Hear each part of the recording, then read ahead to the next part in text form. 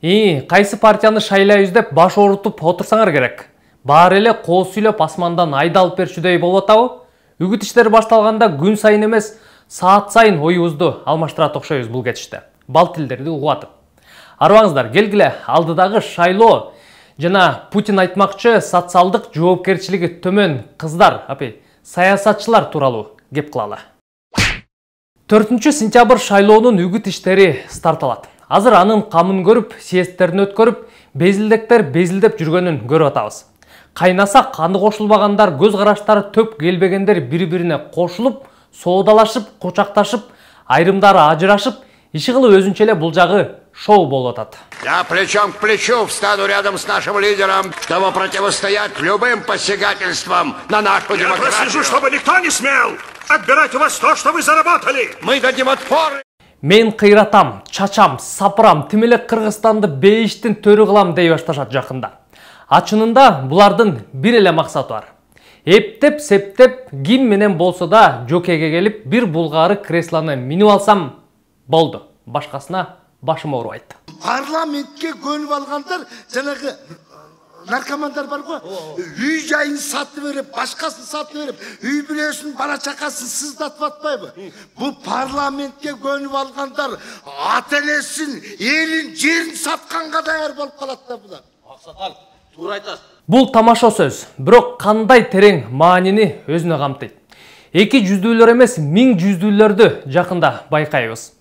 Бийликтин мышыгын мыш дей албагандар эми бийликке, өкмөткө сын айта баштаганда жакабызды кармайыбызга жарыктык. Анан шорду эл кайра эле алданып, кулактарга кесмелерди илип алып отуруп калбасак эле болду.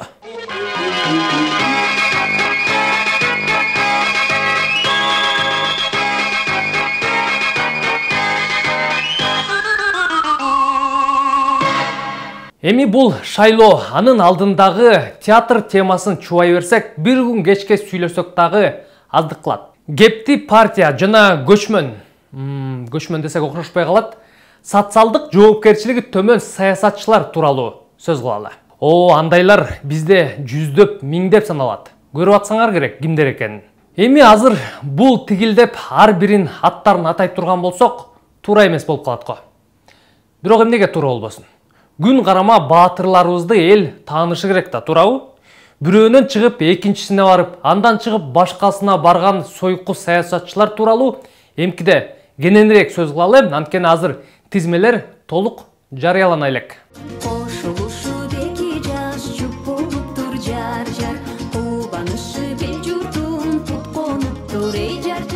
Минтип жар-жар айтылбаса дагы бир топ партиялар бири-бири менен баш кошконун угуп көрүп эле жаттык. Токтоло турчу бир нерсе, көз караштары дал келеби же жокпу, программалары, идеялары жакынбы, ал мааниге эмес. Иши кылып биригип парламентке келүү максаты турганы айдан ачык эле болуп турбайбы? Мандат үчүн шайтан менен болсо дагы бириге беришет экен да булар. Мына партиялык системанын кесепети. Өткөндө мени менен маек курган Адахан Мадумаров ушул боюнча сонун мисал келтирди эле. Негизи Кыргызга партия жарашпайт. Биз партиялык түшүнүккө коом даяр эмеспиз. Коом эле эмес, партия түзүп аткан билармандар өздөрү да даяр эмес. Сөз өзүңүз айтып атасыз. Социалисттер менен либералдар кайнаса каны кошулбаган эки башка топ. Бирок Кыргызга боло берет эптеп, септеп. Эптеп, септеп. Жакшы сөз, өтүп алсак. Партия менен чатагыда жок алар. Кээ бир партиянын мүчөлөрү бар, өздөрүнүн партиясынын программасын өздөрү окуп алган. Мен өткөндө бир орус кесиптешиң ушу суроону берди эле, мен айттым да, бир нерсени кошуп. Мына биз экөөбүз кофе ичип атабыз. Мына ошо кофенин үстүнө жакшы ичимдик.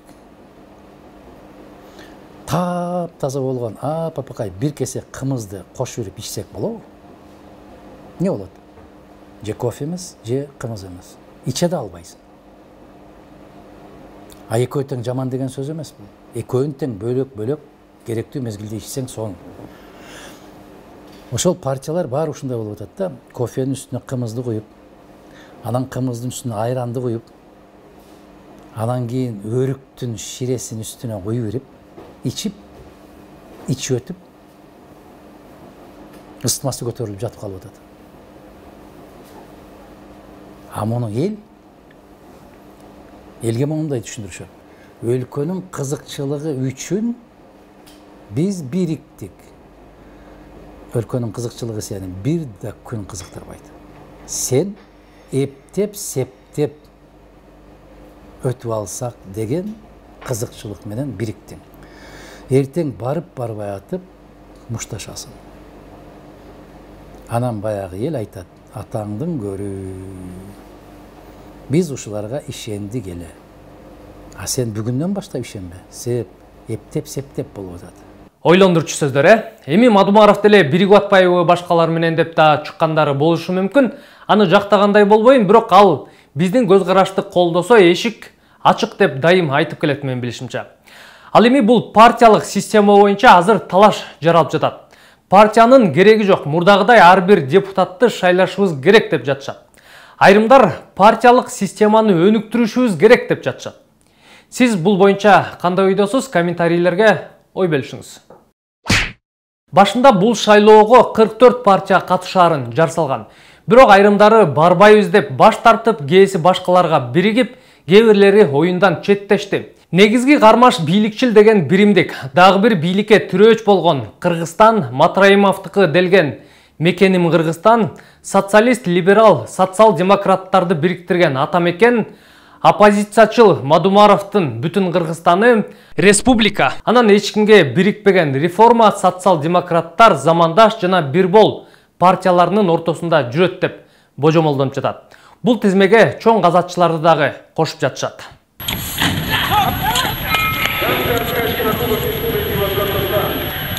Эми аламанда марага биринчилерден болуп кимдер чаап келет 4 октябрда белгилүү болот. Кимисин шайлайсыңар, өзүңөр билесиңер. Мен тиги же буга деп айта албайм. Бар болгону тизмелерге көңүл бурсаңыздар. Тилекке каршы ар биринин арасында баягылар эле жүрөт. Эми кимдин ким экенин деле жакшы билип калбадыкпы?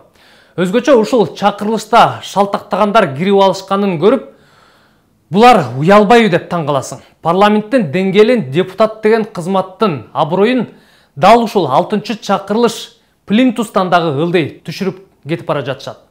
Эми тизмелер, талапкерлер боюнча дагы эмки чыгарылыштарда сөз кылабыз. Абаса, азыр шайлоого барбайбыз деген дагы чакырыктар болуп жатат. Баарына каршы болсо дагы баруу керек. Антпесе добушуңуз башка жака кетип калышы толук мүмкүн. Саламатта туруңуздар.